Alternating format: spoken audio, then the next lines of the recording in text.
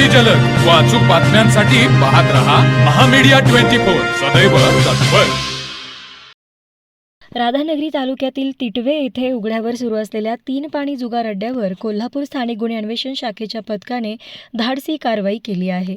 या कारवाईत पोलिसांनी 8 जुगारांना रंगेहात पकडले असून त्यांच्याकडून रोख रक्कम, मोबाईल आणि मोटरसायकल असा एकूण 8,02,960 रुपयांचा मुद्देमाल जप्त केला आहे।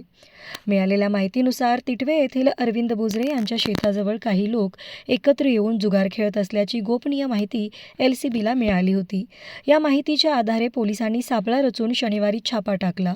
यावेळी जुगार खेळत असताना चंद्रकांत पाटील, शंकर पवार, नवनाथ वाईंगडे, शुभम चव्हाण, तुळशीदास कांबळे, विनोद पाटील, अशोक पवार आणि प्रवीण गोजारे या 8 जणांना पोलिसांनी ताब्यात घेतले।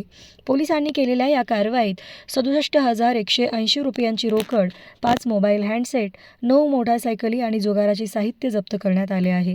या कारवाई दरम्यान अंधाराचा किंवा गर्दीचा फायदा घेऊन पळून गेलेल्या इतर 10 साथीदारांवरही गुन्हा दाखल करण्यात आला असून पोलीस त्यांचा शोध घेत आहेत।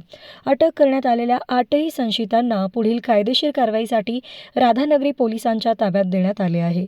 या धडक कारवाईमुळे तालुक्यातील अवैध धंदे करणाऱ्यांचे धावे दणाणले आहेत।